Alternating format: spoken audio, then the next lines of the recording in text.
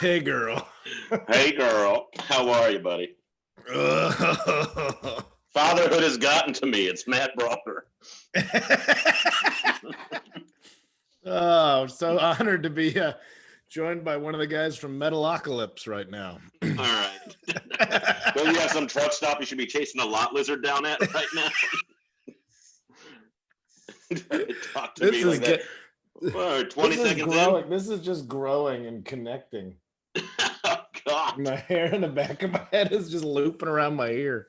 Like the white trash stigmata. This is kind of and then my jaw began to kiss the back of my neck folds. Buddy, how are you? I'm good, man. Thanks for having me this week. Across the nation. Yeah. We're across the nation. Special guest host Shane Torres. Matt Braunger is traversing this great land of ours right now. Oh, is he on the road? Is that where he's going? Yeah, they're going. He's going to the East Coast.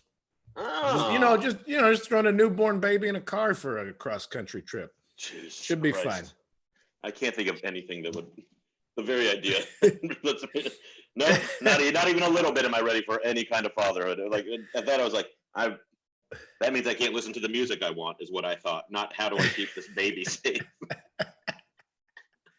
He's got a Tesla. That thing drives itself. We'll be fine. Yeah.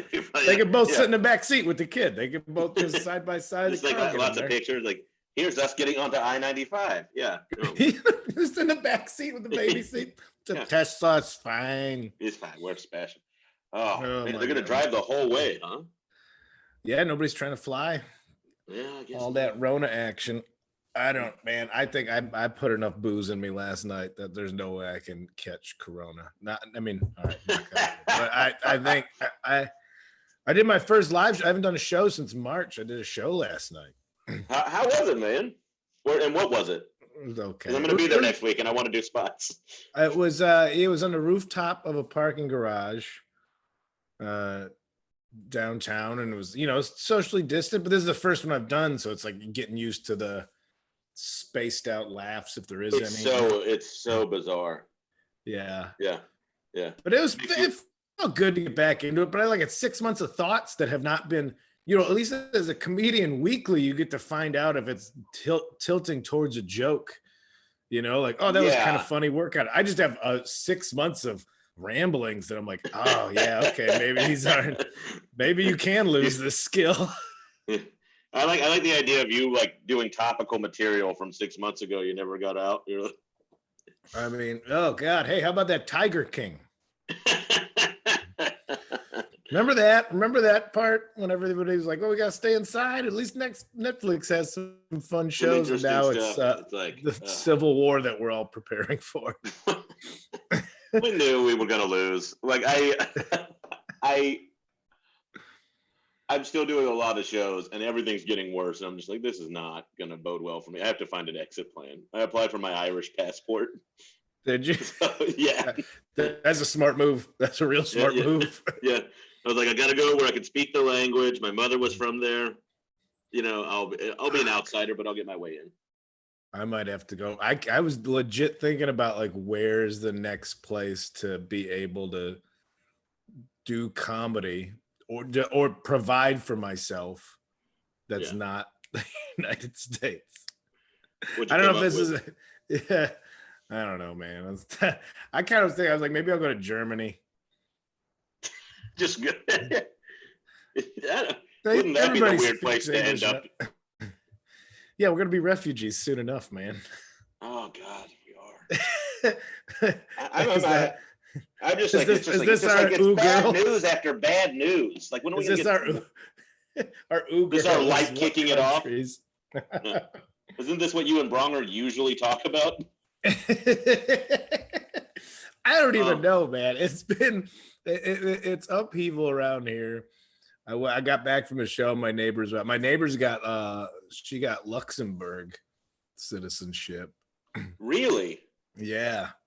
So nice. now there's 11 people from Luxembourg instead of 10. I can't wait for the vulture list of like comedians who moved to the best new scenes across the Atlantic Ocean. You know, Hamburg's really got some hot fire with Franz Gutenberg running a lot of good shows. It's our Bulgarian open mic list if you wanted to check that out. Bombs last forever, on stage and off. It's called Kabombs, and that's the name of the club. No food, only hope. Smoking laughs over at Hookah-ha-ha-has. I am so hungover. I don't even have pants on, Shane. Oh my God, Jesus, Kinane. Look at this. Neither, buddy. Safety orange. Look out, cautious. Hey, nobody park near Kyle. Look, you don't even have pants of. God damn it. Yeah, man. I rolled out of bed. I got well, because then it was like I haven't done anything, and it was BYOB, and I packed like I was going on a week-long camping trip. I'm like, oh, I brought like a satchel, which is different cans of drinks.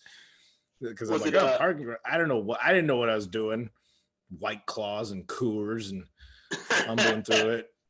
Jesus Trejo was on it. Jesus was funny. Did a whole set based on condiments. I've seen him working on that. He comes out when he and I are both open for Bird at the same time, and Jesus is always just like, "Do you know mustard was invented to clean jewelry?"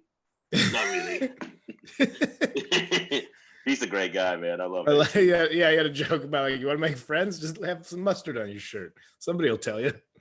You get some mustard on your shirt. Oh, really? Cool. Thanks. Hey, what's your name? But it felt good. Was it good to see people? Yeah, it was good. I mean, we've been going, to eat outside and everything, but it was good to do it was good to feel like, oh yeah, this is like there was some nerves again. It was good to feel nervous about stuff. Like it's had always juice in you. Yeah, it's always good to feel a little scared that like if you're gonna do well or not at a show. Like I think that's healthy. I don't trust confident comics. Like I'm gonna crush this one. Like no. Yeah, they're usually the least funny one. There was a guy in Portland who said, "I have never bombed," and then I was like, "Then when you're on stage, we have never done the same show because there's somebody who looks exactly like you." who is horrid, and also you ruined this comedy softball game with that kind of talk. So there was a guy be like, "Hey man, how's your set?" Be like, 3 applause breaks. All right, man. So you said give it up for the wait staff, give it up for the troops. So it's good. Somebody had a tweet like a few months ago that just said if the wait staff was the troops, it would be the biggest applause break. And I couldn't stop laughing. Oh, Pat Keane. I always love Pat Keane. Will do crowd work, but like so apathetically, but like hack crowd work. Like, okay, all right. Oh, this side of the room's crazier than this side of the room. How about it? Here we go. Let's go get started. Hey, where are you from? You ever been somewhere or had a job or did some shit? Great, excellent. It's just utter disdain for the audience. Really brought a smile to my face. There's I don't. Go ahead. I was gonna say, what's your life like, Shane? New York City. You're riding subway cars like a maniac. Like a maniac? Yeah, I am. Yeah, who's going in these tubes, man? Dude, I will say it has been trying to get most Rona the second time. Well, thank you for outing me as a survivor. I really appreciate trying to go for that kind. COVID strikes back. You trying to get... Yeah, you need the guy who didn't even bother to put on pants for his own show should be the one lecturing. I'm in my house. It's not like it's indecent. The subway I feel like is almost safer than it ever has been because nobody wants to be on it. Oh, so really? yeah, so to me, I'm just like, look at me on my space car train. Like I'm the emperor. I feel like I have my own little Snowpiercer going. It's pretty great. And knowing you still sit in the back. You're like, this is the part I deserve. Yeah, I do. I say, don't get near me. And then there'll be like one other person, and it's a kid asking me to buy a candy bar. And I'm like, do you even have any idea what's going on in the world right now? This one guy with a switchblade, like, give me your, all right, never mind. There's a kid who, like, every day when I go to the park to like hang out and like work out or whatever, every day they're selling candy bars, which is like cool. I get it. These kids do this all the time here, but they're always like shitty weight loss supplement candy bars. And I feel like he's only coming to me. Like he's only walking up being like, huh? I see you out here trying. Like the Nutrisystem ones. Yeah, they're like, they target everybody. They're like, this guy's gonna like this kind. Yeah. They're just like taste like a regular English sweet. Yeah, this guy doesn't want to fuck around with Three Musketeers. He's trying to lose weight. Look, get him the Nutrisystems. Why don't we give him a baked graham or whatever they call them? Oh man, like remember Teddy Grahams? You get excited about them and they just kind of be okay. Teddy Grahams are always like mediocre. How susceptible are you to marketing now compared to when you were a kid? You know what? I probably like Instagram targeted ads. I'm pissed because that is the most invasive. We're looking at you while we sell you this shit. And we've read your and then they're right. And I'm like, yeah, I want that. Like, so I guess maybe. But I never, do you think, same thing for me too. Oh, girl. Yeah. Oh, girl. You gonna need to put pants on soon? We're gonna get a sweat ring around that? Maybe these underpants are gonna come off soon. Yeah, I'm buttoning up my chair right now. That's the couch you've been trying to give away on Instagram for 2 months. No wonder. Couch is gone. Couch is gone. I gave a couch to Mike Malloy. He got the couch. So he sounded like the kind of guy who would travel across town to pick up a couch during a pandemic. He got that bus shuttle. I bought something. What did I buy? I bought a T-shirt. It was just a picture of Morrissey doing a Smith grind on the skateboard, and it just said the Smiths. Fun shirt, fun shirt. Sure. And now all I'm getting is ads for like sad bands, T-shirts. Yeah, and I'm like, I was in a good mood about this shirt, and now I'm looking at all these bummer bands and liking them. Can I have I have a ooh girl and a bitch please that are all in one, and it's about you want to explain what an ooh girl and a bitch please is for me and the listeners and viewers? Oh, well, the viewers know. Yeah. But the ooh girl is celebratory. Bitch please is complain about something. I have two. So bitch girl or ooh please, however we want to mash it up. I watched that movie, The Social Dilemma. Oh, I haven't watched it yet. Fuck you up. That, and then I watched The Great Hack about the Cambridge. It's like, it's a really about a guy named Mike Wally Walter in Oregon. He's a comedian. He just that's a guy I actually opened for a few times. He was the world's #1 Don Rickles impersonator. That's how he billed himself. Oh. I opened for a Sam. How did we got here from Teddy Grahams? And I don't know how I started talking about Teddy Grahams. That's why we travel well together, buddy. You think Braunger's having this kind of dialogue with his new dumb baby in that Tesla? Please. I saw it the other day. It's super cute. Yeah, it's like a little cutie baby. It's a baby. Yeah. They're cute. I feel bad about that already. Don't worry. We'll edit it out. Jake, don't edit it. Leave it in there. People need to know who Shane Torres really is. Yeah. People need to know who Kyle Kinane runs around with. How about that? They know. There's no secrets about me. I opened for a Sam Kinison impersonator. I opened for a Sam Kinison impersonator. And it was like this is the most Florida shit that could have happened. So this is back in Chicago.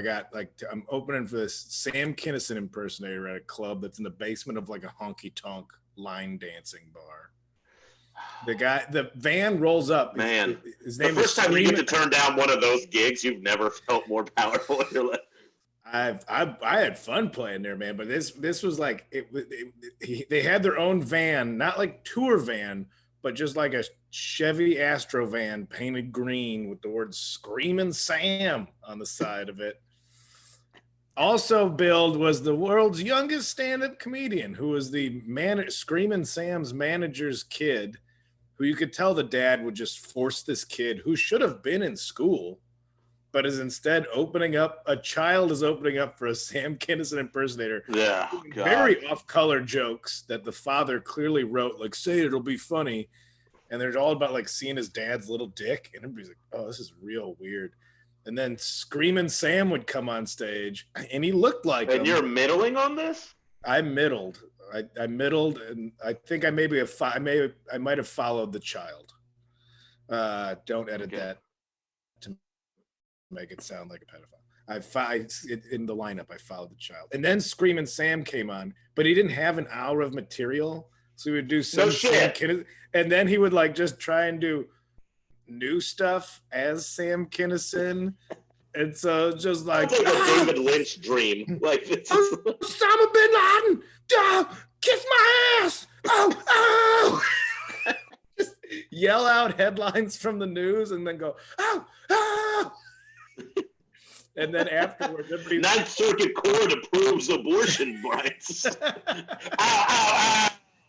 It was 20 minutes of people like, it's kind of fun. And then them realizing he was going to do it for the whole show. And at the end, everybody tried to leave. And the manager, who clearly smacked his kid around to become the youngest comedian, was like trying to force headshots of Screaming Sam into people's hands. And he's like, I don't want these. It was stand-up comedy. You see the underbelly of some shit when you're starting stand-up in the places you have to work. There's some fascinating. I'll plug Sam Tallent's book again if you want to know. It's a fictional story, but so real in so many ways of all like the weird. There are some life-inspired events in this place. Mm-hmm. Yeah. Some real creepos and goblins that you got to work with. But, Screaming Sam, and then I worked with a guy who did an Austin Powers impersonation for his clothes. Oh, I know that guy. He's a nice guy. God, what's his name? Steve. I know who the fuck you're, because he's doing Austin Powers in 2005, like years after. Wow. Yeah, this was at least 2001 when I saw him, and he's English, so it's not even like the accent was a stretch. Yeah. So he comes out and just does Austin Powers, and people love it, and it's fucking real. Like you're just like, sometimes when you see someone kill with something like that, you're just like, do I not get this? Because I think I'm good at it. I really like. Am I lying? Because that guy without sleeves is losing his fucking mind. I wrote stuff. I sit and I rewrite it. And this guy just says, "Do I make you horny, baby?" and levels the room. And it truly like you did love the fake teeth and the Union Jack underpants. Yeah, or the whole show apparently. Yeah, there are some real gut punches in comedy of like, why am I trying when that's all I gotta do? Yeah, because you're like, this guy's not even trying, and it almost feels like I remember. Did you ever play sports when you were a kid? No. Okay, I was really like I was on Pee Wee soccer for I think half a month. Sounds about right. Yeah. Shorts weren't short enough for you, I guess. Yeah. So like when you go to middle school, like everybody's kind of the same athletically in sixth grade. Like maybe some people are faster, some people are a little stronger or bigger. But like in elementary school, and then you get to seventh grade and middle school, and all the other schools in the district merge together, and you all go up for football, and you're like, you see how good everybody else is, and you're like, I'm really bad. Like this kid just ran 40 yards in 4.5 seconds. Yeah. I'm just like pulling up my pants as I do bear crawls. What'd they feed you at your grade school? Guys are all a foot taller than everybody else. Yeah, they were. Some of them were so athletic already. I was like, "You're a man. I'm 13." Oh, it's horrible. Yeah, and I couldn't even just be bigger and heavier because those guys were already there. I couldn't even like occupy space. But wasn't that a relieving feeling, like in comedy, when you'd see somebody killing and then you'd see the comics you like and they're hanging out in the back, like, oh, this guy sucks. Like, yeah, but everybody's laughing. Yeah, but he sucks. They're like, oh, okay, I get it. That respect is still a valuable thing to try to hope for. Well, the thing you're like, it's kind of like when you find out who you like, and if they think someone sucks, you're like, oh. But if they think you suck, it's a devastating feeling.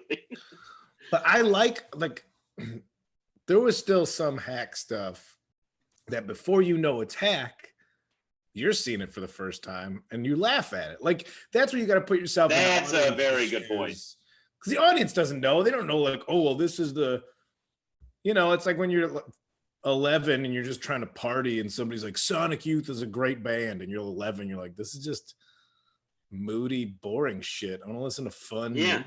And then you get older, you're like, oh yeah, that's why people like that. I kind of, but well, as far as Sonic Youth, I like Sonic Youth, but I'm the fucking emotional attachment that some people have to that blows my fucking mind. Like I'm just like, this isn't all fun to listen to right now. No, even like Fugazi's great, but like I gotta be in a space. Yeah. So listen to Fugazi. Yes, and also like some Sonic Youth songs, I'm like, I'm not even like, this is a sad song. It's just noise. It's like walking down the street to me. Like I'm fucking like, it makes me feel one way or the other. It just is the ambient. It's a real like good for you type of band. Like I'm glad you made that record. Sounds important. Is it good? Yeah. It sounds important. Like this is an important record. Yeah. Do you want to listen to it again? No, I heard it. No. Could have skipped it the first time to be. Could have skipped it the first time to be honest with you. I remember I was at a comedy club in Sacramento and the headliner was a dude who just did voices and he had like the glasses with the Asian eyes on him. And I was just sitting in the bar. It was so bad. Like you got to watch them for 5 shows. I'm just sitting at the bar, and every time a server would like open the door to the showroom, I'd hear him just go with the glasses doing like, oh, ding dong. I'm like, and I just had a glass of whiskey in front of me, and it was that feeling of like, do I want to keep doing this? Like, do I want to? And it was like the first gig I got, I think, after I quit my day job or something. It was one of the first weekends on the road of like, all right, this is your career now. You quit your day job. This is what you do for a living. And this guy like, and I'm like, oh, Jesus Christ. That's also a thing when you start the road, like, and you're finally like, I am not having a job anymore. This is my career now. I am not having a job anymore. You're like, it's gonna be great, and then you're just like, I guess I just eat pizza late at night now after I drink too much, and there's nothing.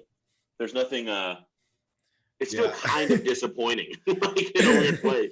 I'm gonna see the world. You're in Sacramento. God. All right. Time to not. You're in Sunnyvale at Rooster Tea Feathers. I always had fun at Rooster Tea Feathers. I do. No, I have fun at Rooster Teas, but it is like one of those things that like, man, there's a lot of PF Chang's in this area. Yeah, and I like a PF Chang's. All right, Peter Francis. Your love for chain restaurant is well documented, maybe more so than any other comedian or human. Listen, Chinese food is good. Why is it? Oh, it's authentic. They all get the shit from the same distributor. Why can't I like PF Chang's version of it? They're all going to the same store to get the fish eyes or whatever the fuck. Why can't I like what PF Chang's does with them more than others? I don't think you can't like it, but it's sounds like you're getting a little hoity-toity about. Women of a. We all get the same dragon. They got the sculptures out in front, make it look important. They invested in the presentation. The sculptures. I don't know if those are commissioned by artists for the 700 locations they have across the nation. I mean, they made a couple and then they just kind of mass produced them, but they still had to get them there. They had to put them up. They had to put some effort into the place. Some effort in the place. I think the point of it is that they put effort in one time. Not like it's Red Lobster, like they just put ropes around the front of it. Like, look, it's like the sea. I will not have you besmirch the lobster. I'm just saying, I'm okay with Red Lobster too. I enjoy a shrimp fest. It's one of the few festivals I try to celebrate yearly. Again, it's even Kyle's love of chain restaurants has made its way into his act or his art. I'm sorry. You talk about what you know. Thank you for calling it my art. Yeah, being facetious. I will say before we get to the guests, Sunnyvale was a great time. Our dear friend Nate Craig. Nate Craig one time was, and it's the staff is all women. Like it's run by women. I think when I was there, primarily women. Heather, owners, that's her name, right? She's awesome. Yeah, owners, managers, and wait staff. And Nate Craig, who I love, but who's doing something where he was like, he started doing crowd work with some girl who was sitting by herself, and she just gave it said oh, I was actually supposed to be here with my dad, but he's ill. Because he's making fun of her being by herself. Sounds like you guys are real close. And it's no, my dad was gonna come, but he's actually he has cancer and was just gonna be our night out, and he just wasn't feeling good. But he told me to come, and just to see Nate Craig, oh, that sounds like the exact kind of puddle Nate would step in. Yeah, and then the staff there is yeah, fucking, that's what you get. Talking about Nate.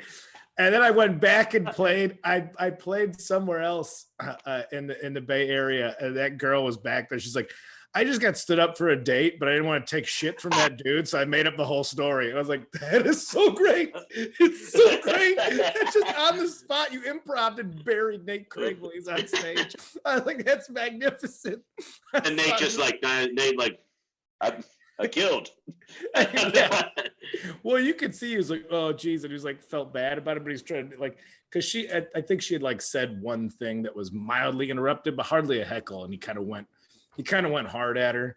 Harder than he should have gone at her. And she came back, but it was a couple years later. She's like, I don't know if you remember at Rooster Teeth Feathers. It was like, oh yeah. But I'm excited to we're gonna bring our guests. Also, what order should I say these things in? First off, our guest, let's bring our guest on, and then I'll describe all this stuff. This is a fun lineup already. I was kind of like, why is he a guest? Why did I just have him on the thing? It'll be a three. We'll do a threesy. We'll do a Hey Girl threesy, but a trio. I don't need any credits for this guy. He's my favorite comic to watch. No offense, Shane. And no. He was watching me last night do several sets in parks and alleyways. So. Well, let's hear about that stuff. Let's bring him on. Yeah. My friend and yours, Mr. Sean Patton. Hey, there is he. Where is he?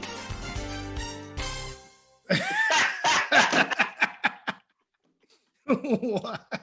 I thought you had a joint in your mouth. I wasn't sure what was happening. No, girl, that's a little iced coffee. Is that because we made you turn the air conditioning off? Oh, hey, girl. We got hey, girl. Hey, girl. Hey, girl. That should be. You look like you're just sucking on a bottle of ketchup right now, Shane. Yeah. I'm going to say this, and I actually mean it. You said you just rolled out of bed and you don't have pants on. You're already drinking a beer. There's no judgment coming out of you. This is a LaCroix. Oh, well, I need the bubble water for my tongue. Yeah, but you put it in a Pabst koozie? Rachel put it in there so it'd stay cold for me. Oh, good. Shane, that's what happens when you have someone who loves really takes care of you. It seems like she puts it in there so you'll actually drink it.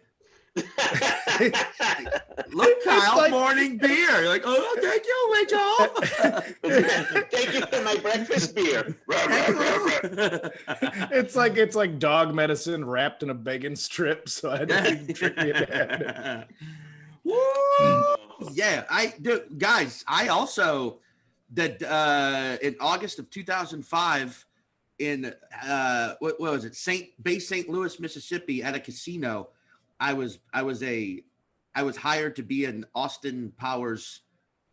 I was hired to play Austin Powers on the casino floor because I had a shaved head back then. That's the only reason. I had a shaved head back then, and I had to walk around during a Mini Cooper giveaway. That was the idea. The execs were like, we're going to have a Mini Cooper giveaway, so let's get an Austin Powers impersonator. And This is Sean's most recent credit, by the way. Wait, I fucked that up. Let's find out how much an Austin Powers impersonator costs, and then undercut it by hiring Sean Patton to do it. Exactly. Well, no, and I fucked that up. There was an Austin. I was Dr. Evil. That's what I meant to say. I was Dr. Evil. Because I had a shaved head for real. So I was Dr. Evil. They had a small actor, a midget, play Mini-Me. Small actor. Not in size, it's that. And it's actually Peter Dinklage. No such thing as small parts. Yeah, and then the guy who booked it, the actual agent himself, he played Austin Powers, right? So we were just running around the floor of this casino, and I'm walking around being like, "Oh, are you going to have a Mini Cooper?" I'm fucking. I couldn't do. You never saw the movie. Mini Cooper. Look at all these Mini Coopers. Hello, Dr. Jones. No. Do I make you hungry? But the fucking the fucking guy who played Mini-Me wouldn't shut the. He kept talking to people. So I'm like trying to stay in character, like, "Hello, ladies. Are you excited about the Mini Coopers?" And then he would just throw up, be like, "Girl, let me get a picture of you in that dress. It's sassier than me on Sunday afternoon." Very loud, very gay, very abrasive. And I, at one point, pulled him aside and was like, "Hey, man, can you not talk? That's like the whole thing. Mini-Me doesn't talk. You just stop cock blocking me, man. I'm about to lay pipe in this outfit." No. And the fucking guy who played, the agent who played Austin Powers pulled me aside at one point and reprimanded me for talking to Mini-Me like that in public, but he did it in character the whole time. It's like, "Hey, baby, that's not shagadelic. You can't talk easy." Yeah, like the whole fucking time reprimanded me as Austin Powers. And then like 2 weeks. Yeah. And then 2 weeks later, Hurricane Katrina wiped that place off the map. So there you go. Sometimes. Because you'd been smoted.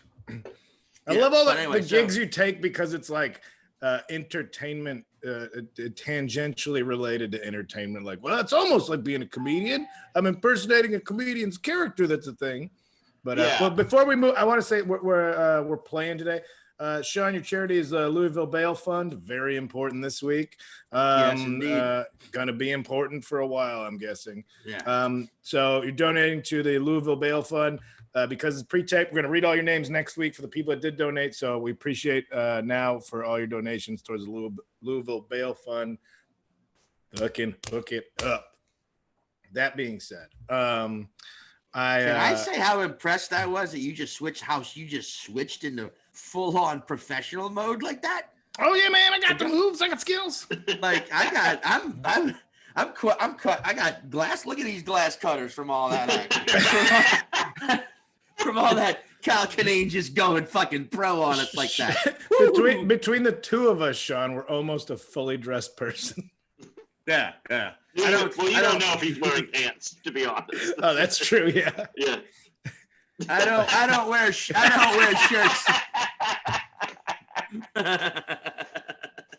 Woo, girl. that I always thought that would be a great way to add. Like, guys, by the way, Clorox bleach. Am I right? Just hold it right in front of your junk. This is how you clean. You know, it kills all the viruses. I am wearing pants.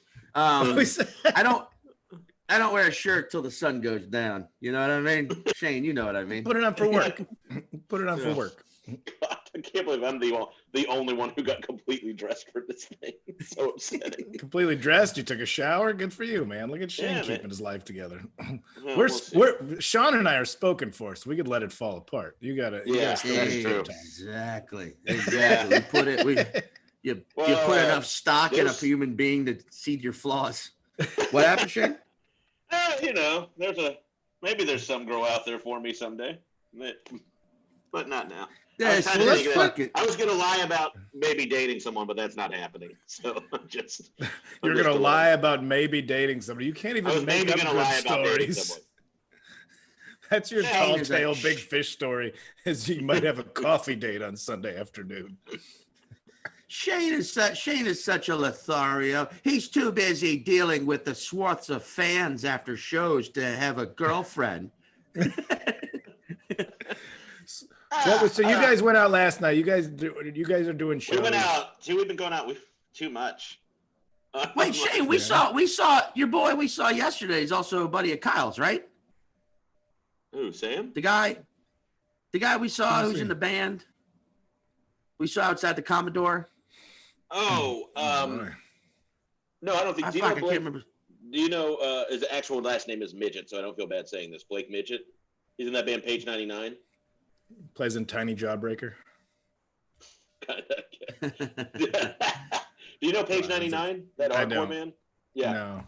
He seems like a guy you would know. That's for sure. All right.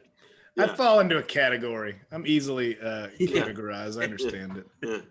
Yeah. You do assume every like bearded, tattooed, slightly greased guy you see anywhere near a comedy show, you're like, I bet he knows Kyle. I was doing a show in Madison at Comedy on State, and I guess Matt Kinane was opening for me, so I didn't get to see any of this, but he featured and then was standing in the back. And so first, as I'm about to go on, there's two.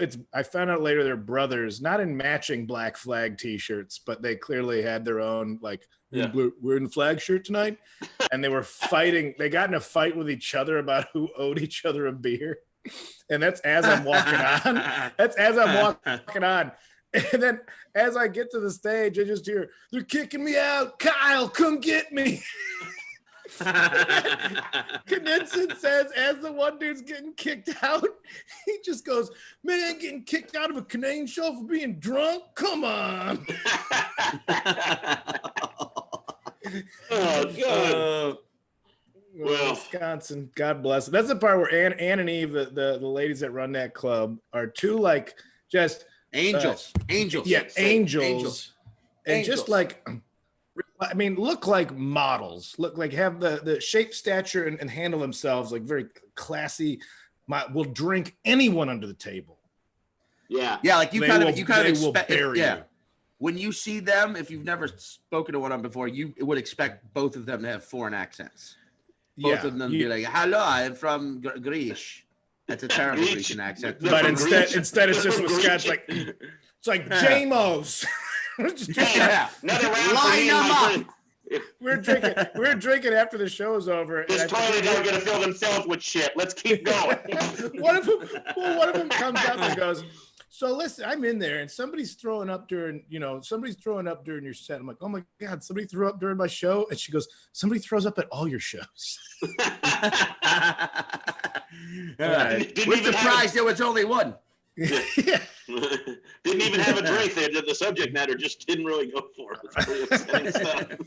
Got a glimpse of your belly between your pants and your shirt, and they were unhappy with it. I like the idea of like, they were drinking. Jake chimed in. A guy vomited on a woman at my High Plains show.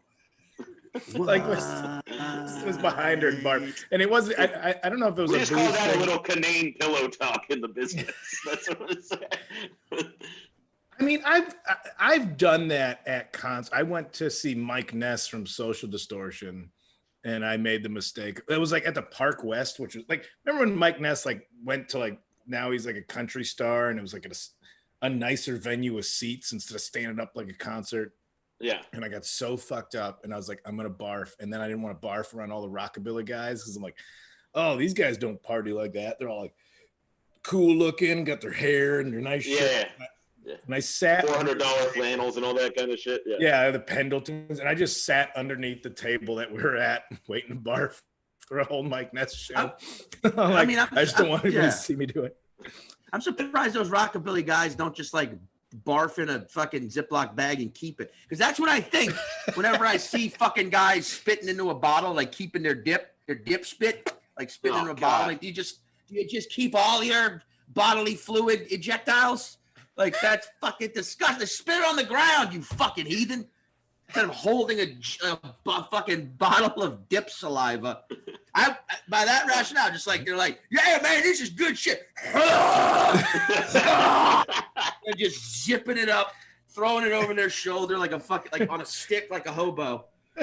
By the way, Shane, I still got my stick, motherfucker. That thing's mine for life. I found me a nice night in the park, and he just carried it the whole night like he was hiking. on the subway. So, and he brought it into my I'm house. going get it. I'm going get it. I'm going get it. That's, you know, when he gets excited, Yeah, when New Orleans comes out. You only get every third big word. Crawfish gonna have his stick today. You Came only in get here like every- some kind of big old sprout, didn't he? We've lost I our hope guest. He wants a shot. Look at that. That's not even a good stick. That's a great stick. Look at the curvature. You See can't that? support yourself with that stick. Gee, No, but you can whoop somebody with it, you know? Is that more of a switch? Would you Yeah, call that it a is. switch? Yeah. I just kind of like it. Just like Did you it. hit yourself in the face? I did. Like a little maple.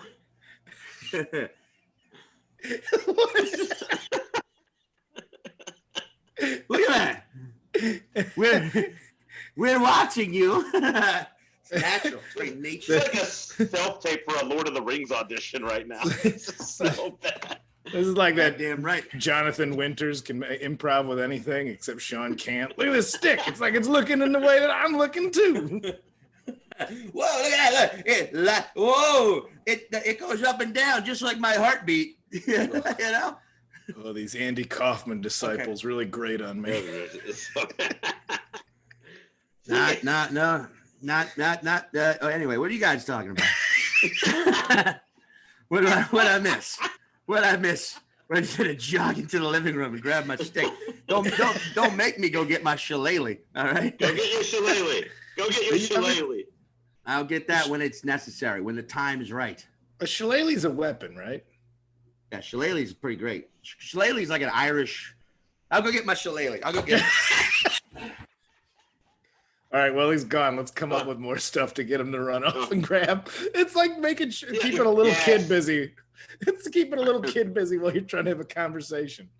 What's that spice he's obsessed with? The Satrioli's or whatever? This is weird cake. Tony Chachere's? Yeah. Right. Now that's a shillelagh right there, buddy. What is that for? That's a fucking wallop. It's like an Irish. It's a cane, but it doubles as like a, knock somebody on the forehead. They look at you weird. You mean like a regular cane? Pretty much, yeah. Did you get it? Kyle, I got this when we were in Dublin. I didn't buy it. Oh, really? I ordered it when we were in Dublin. I think it was like the second day when I was. What? Yeah, What? I ordered this in Dublin and they got it mailed to me. When you were in Dublin? When we were in Dublin at the Dublin Comedy Festival. That's the one. Yeah, we walked around and Sean was doing the most offensive Irish accent. It's terrible. It was kind of, sometimes it was Rastafarian, occasionally. Yeah. And I pissed off the bartender because I'm like, oh, I want 2 beers. And I did this to the bartender. Like, get 2. I'm like, oh, did I just tell you to go fuck yourself when I did this? And then he's like, no, you did. Yeah. Yeah. You know that I think it's Dor was there and he was doing some story. He's like at some after party and he goes up to the bar. The bartender goes, hey, can I get like 3 beers? And the guy goes, American? And Dor goes, oh, no, Canadian. And he goes, good, because I fucking hate Americans. And then Dor got so drunk at the end of the night, he was just on the dance floor chanting, USA! USA! Yeah, that was it's perfectly John Dor. Like, yeah.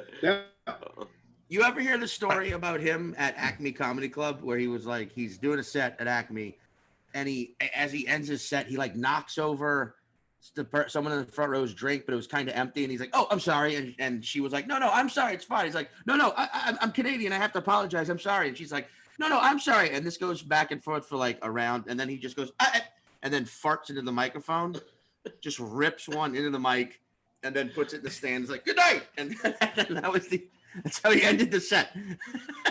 That's like, just fucking launch one into the mic, dude. I love it. That is my new favorite antidote to the chaos of the world. Are any videos of dudes like in a Costco or a Best Buy, knowing the intercom on the phones and just, and then it echoes, That's my like reset button when I'm starting to get scared about the future of humanity. We like, still got it in us. We gotta live long enough to see everybody try this once. Do you guys see what Kyle Ayers is doing? This Fart House Cinema, where he takes critically acclaimed movies and then just adds farts to them for the whole time. So like he did Drive, and you know that scene in the elevator where they're just looking at each other? It's like kind of this iconic scene. You just hear these big wet farts out of nowhere, and then Ryan Gosling's always just like.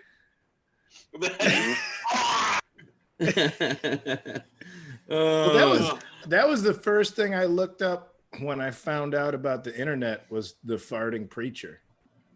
That was the first thing I looked up. That's a surprise to no one whatsoever. But you know what the farting preacher is, right? No. Oh my God! That sounds like. Oh my God, guys! That sounds like one of your hip hop. That's like one of your hip hop aliases, like Kyle Kinane, aka the farting preacher. Can't believe it didn't take off. I saw it on a VHS tape first, and there's some televangelist scammer guy, but he would always be like, "And you gotta pray," and he would just make these faces like, and somebody went in and just put fart sound effects under all of it, and I almost like you know how you can count on one hand when you like I might die from laughing at something. Oh yeah. And as soon as I found out about the internet, it's like, oh yeah, you could just look up anything. I'm like, look up farting preacher. I remember showing it to my dad, and we both were like, yeah, this is the greatest. The internet's beautiful because this is on here, and we can look at this whenever we want, and life is glorious. Oh, the late 90s.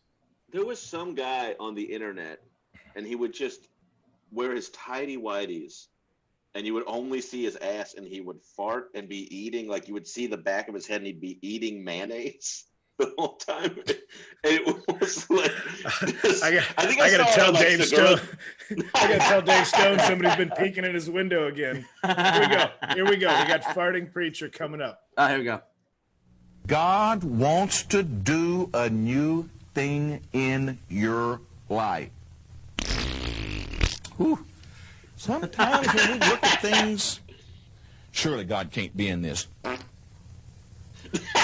You've got to go forward. You can't stay where you are.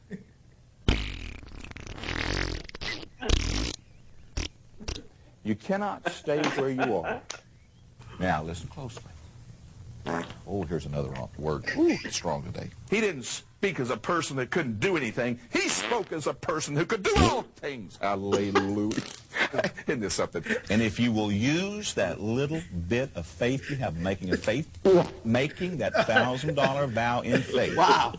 God, right now, we're right now, shall receive 100-fold return with persecution. Hello.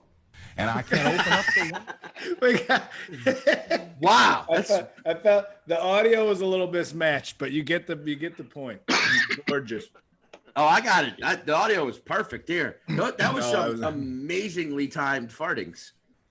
There goes Shane with his ketchup again. There you go. Shane's so spicy he drinks sriracha when him thirsty. Oh man. He gonna spit. You know what they say, you make a Torres spit, you get a wish. You heard me? Oh God, there's a mom joke in there, but out of respect, I don't want to make it. No, go ahead now. Talk about the saint of a deceased mother, Kinane. You prick. I was alley-ooping what Sean said. I was just putting the ingredients out there. Other people can make the joke, you know? Oh, that's fine, yeah. Shane's mom is a saint and an angel. Literally. Yeah. What's the spice you like a lot, Sean? Is it Tony what is it? Tony Chachere's? I refuse to. I used to go get them. Come on. Come on, the chicken's off the skin already, baby. Just season yourself up a bit. I season it with my own damn flavor, boy. I always love the ad.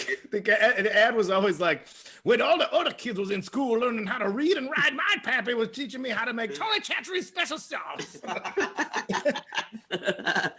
Other kids was out there gaining social interaction qualities. I was mixing salt and pepper and cayenne together. People say you homeschool. I say no. I just go to the Spice Factory every day. Wait, people say you homeschool. I said no. I'm home, and just show a big fucking spice rack. I'm a home. I made a video, or some fan made like fan art of me on a Tony Chachery's bottle, and they put it on Instagram, and Tony Chachery's fucking came at me legally or threatened to.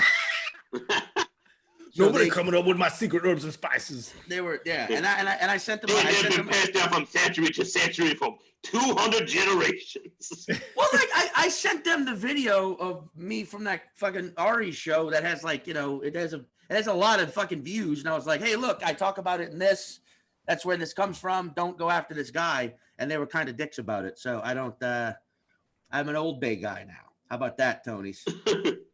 Fucking Old Bay, which is not as fun to say as Tony Chachery, but you know, Old Bay. Isn't Tony? How do you spell Tony Chachery? Isn't it like 9 consonants in a row? Chacheries. There's a T in there somewhere too. Okay, I was gonna say I thought there was a T at the beginning of it. The T floats around. You can put it wherever you choose. No, that you're thinking of Chapatula Street. That starts with a T. That's a New Orleans street.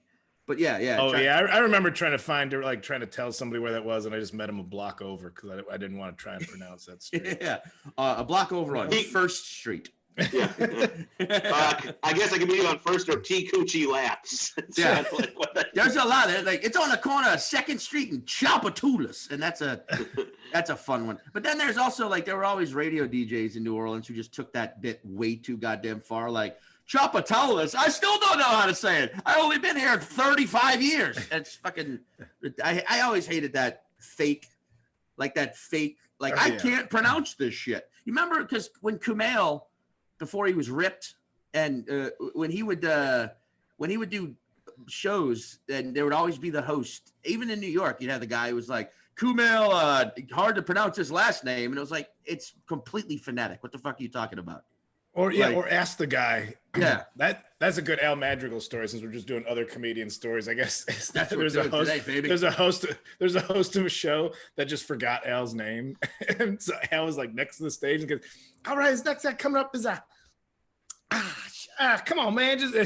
I'll just say like, no, man, this is literally your only job is to remember my name. I'm not coming up there, and just let the guy sweat until somebody helped him out. That's like Comedy Store. They always do that. Like one comic's up, and then they bring up whoever's next, and it just feels like this weird. I don't know, man. Piggyback style. Yeah. I was at Caroline's one night, and this guy had bullshitted his way into getting a spot at Caroline's. It was like Sunday night. It was an okay show, but he called himself the Jersey Kid. It was his first time ever doing comedy, and he got on at Caroline's. He bullshitted his way. He called in something, and he was like, I was like, oh, hey, man, nice to meet you, because I didn't know him, just being nice, and we're in the green room. And I go, what's I'm Shane. He goes, Jersey Kid. And I was like, fuck, one of these.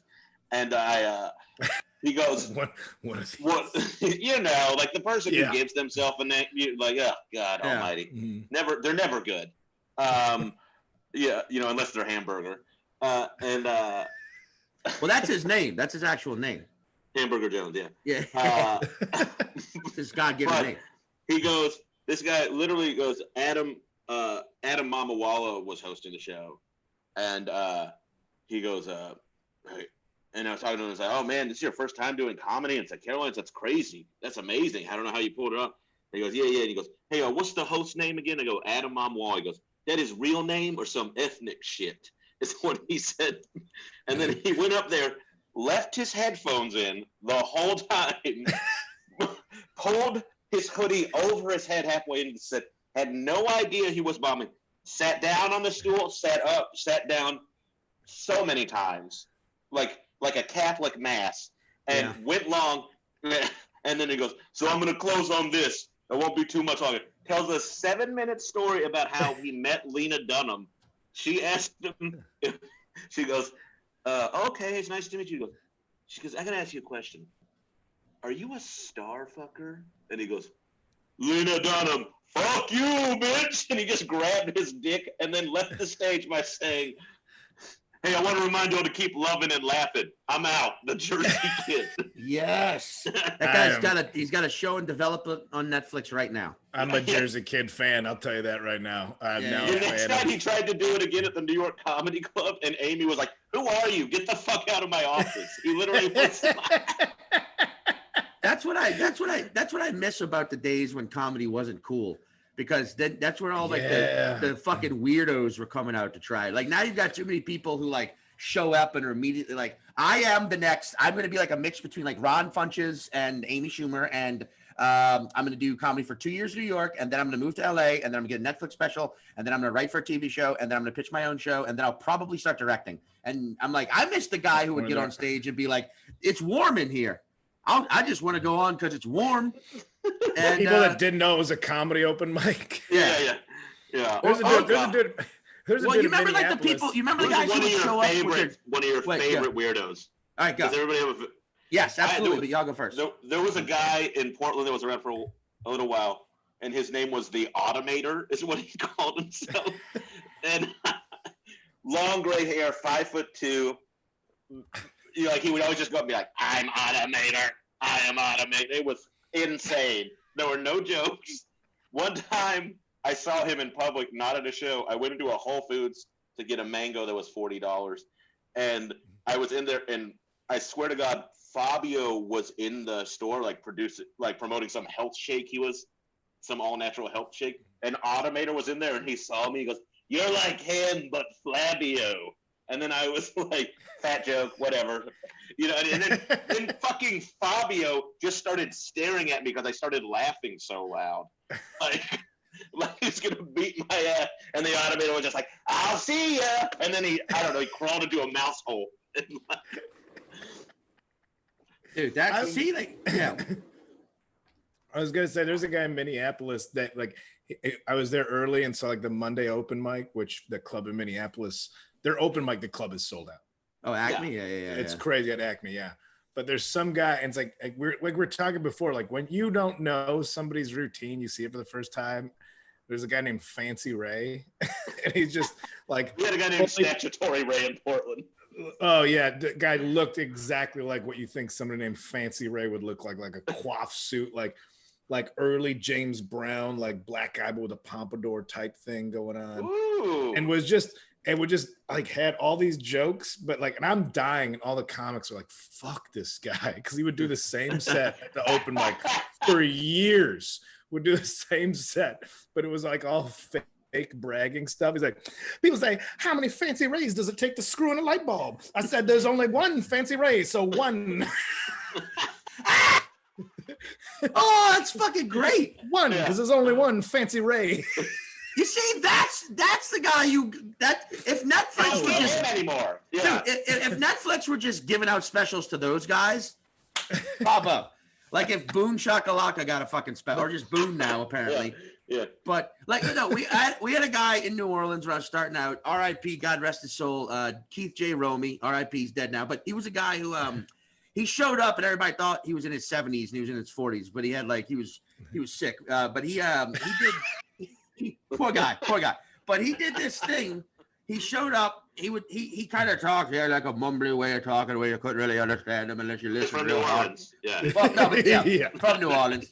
And he I don't remember the fucking exact act, but he had a duck, a plastic duck, like a hunting decoy that he would bring on stage and he would put on the stool and he wouldn't touch it. He would just do his act. And then he ended the same way every time, where he would go, and this will give you this kind of dates it. He goes, Uday Akuse. What did you say?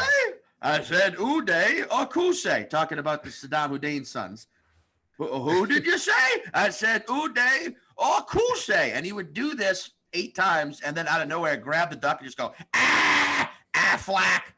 And that was how he closed, right? Every fucking time. And all of us comedians were in the back, like grabbing the wall, screaming in laughter every time.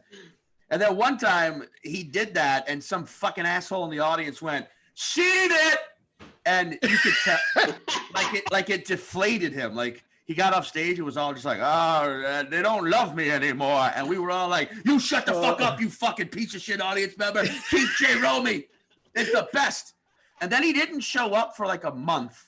And then when he finally came back to this open mic, he had no duck. He just went on stage. He had a CD and a musical cue, and he played the song, and it was that Johnny Cash, I think Train to Folsom Prison. That that song, that Johnny Cash song. Yeah. And he would just play the song, and he wouldn't sing any of it. He would just do the train noise during which doesn't exist in the actual song. He would just during the choruses, and it was fucking beautiful. They would just sit there, Johnny Cash song playing, and it murdered, and then he died like 5 years later, and we all were real sad. R.I.P. Keith J. Romy. But who got the duck? Did you bury dude, him? that duck to like 5 New Orleans comedians is worth $1 million. That thing's floating in the bayou free now. That shit out there in the Gulf of Mexico by this point. Ooh, somebody use it not to hunt duck, but to make friends with them. All right. So I would urge anybody watching, like, go sit in the audience of an open mic. Absolutely. And especially if it's not, like, at least for a time, like in LA when the improv. Well, yeah, when the improv would have the open mic, because then there's open mics everywhere, but people are like, the improv, that's where you get noticed, like, because it was a club. Yeah. And so that one would bring out all like just ventriloquists that have like never tuned up their act since '83. But I would urge anybody, go see an open mic and look for that strange, like that window between people that understand comedy and are trying to be good at comedy and crazy people who are just like, they have to listen to me now. Like pure Joker type shit. Well, also like, and I know this is like an indoor bus stop.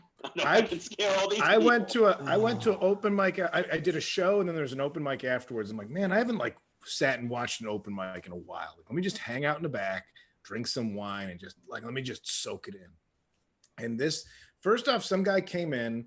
I mean, he was dressed like a woman, but not like a guy, like as a thing, like heels, dress, and wig. Yeah.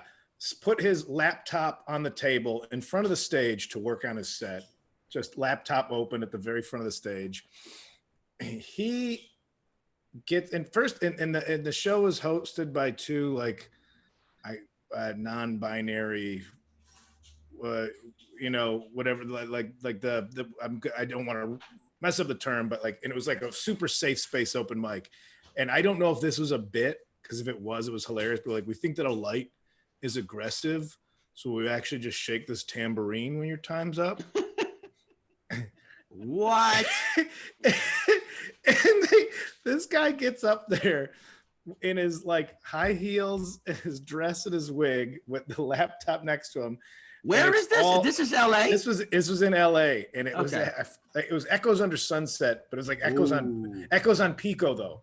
So Echoes Under Sunset was a weird illegal club, and they found a new spot across. Yeah. But so he's up there, and his jokes are like, Trump lies in his bed of lies, huh? And at first he goes like, look, a guy dressed like a woman.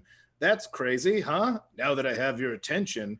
And just did bad puns, but he's looking at his computer the whole time, so he couldn't see the cues. And also you just hear this tambourine shaking furiously. And he's like, you're messing up my timing. And it's just a man in a dress stumbling on high heels, fucking with his laptop, while two people in the back are like furiously shaking a tambourine to get him off stage. I'm like, this is what I'm in it for. I can see whatever great comedian, and I've been lucky, but like these are the little moments of like, that's those don't happen at the top or even the middle enough. You have like a meltdown. You're always just like, Jesus Christ, this big act just melted down at the theater. And you're like, oh, that's sad. Yeah. But if just some fucking Looney Tune who's just like, my shoelaces are now my belt, and I wear my shoes as gloves. Well, welcome dude, to Christmas. And that's someone's name.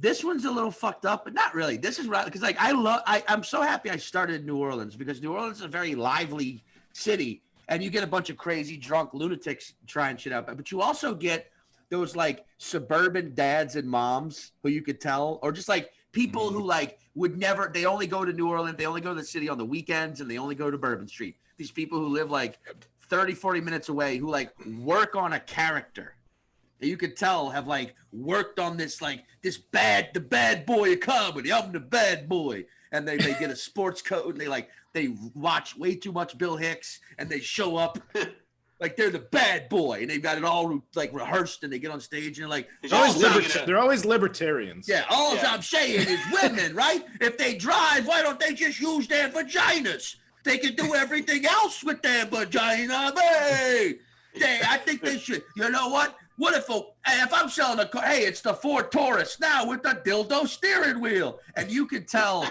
the shock in their face when it doesn't murder the room is beautiful. It's a beautiful moment. Like, and there's always a mention of a city ordinance in there somewhere too. Like, well, 3.2 states that if the sidewalk is less than 3 feet from the curb, then I don't even have to mow that fucking grass because that's the city's property. But I'm out there mowing it anyway. Out of the goodness of my heart, why are my taxes going up? I'm doing a job that the city should, right? Mic drop. There's always this moment too when fuck that guy again, where their character stops working and they turn into that thing Kyle just said, and then there's like this really sad point, like, I think my wife wants to fuck my neighbor Dave. Like, what the heck? Those are the best. We're gonna land this. Everybody, go when you can. Go to an open mic. They love seeing people that aren't comics in the audience, and you get to see this stuff, and it's free weirdness. Everybody loves it. Louisville Bail Bonds, Louisville Bail Fund. Look up Louisville Bail Fund and donate, and we appreciate it. And Shane and Sean, we had a good old time on a Friday afternoon here, huh? We did it, dude. I'm gonna come see you out there in Portland. When I'm gonna come join. I'm joining the Antifa ranks. It's fucking ridiculous. Come on out. Yeah, I know. I want to come visit you. The war zone. We got a sandwich in the war zone. It was fine. I want to come visit you in Portland. Shane, we should all go to Portland because Shane owns 2 square blocks of Portland. Don't know if you know that. They burnt it down. Sorry, Shane. That's fine. I wasn't using it. That's fine. All right. Well, guys, thank you for doing the show. Any plugs? You guys are doing live shows. You want to say it? Wait, when is this? Is this airing today or in a week or now? This afternoon. Oh, if you Dr. Cypher Sounds and I will be in Easton, Pennsylvania. Go to my Instagram. There's a ticket link. We're going to be doing an outdoor show in Easton, Pennsylvania, Friday the 2nd. Real fun Friday. time. All right. Yeah, real fun time. Out in the woods, I think. I don't know. I'm not sure. I don't know what Easton is, but I know it's a city, and I'm excited to go. So come see it. All right. I'll be at Wacky Shack tomorrow night in Bushwick so if you watch this the day it comes out, you can watch that. Instagram, I got tour dates on my website too, shaneiscomedian.com. I'll be opening for Bert Kreischer all over at drive-in movie theaters this fall. Wacky Shack in Bushwick. Yeah, it's like you know what, Kinane? For someone who opens a Bert. No, you let me finish. You shut your trap, you bearded nut job. Secondly, fucking, I'm the only one who wore a full outfit to this goddamn thing. Secondly, you were fucking pissing and oh god, look at those things.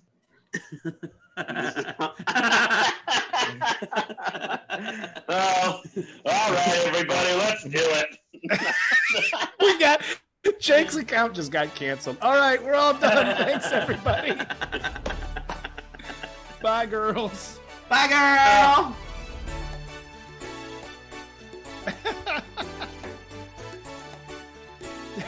I do like the twirl.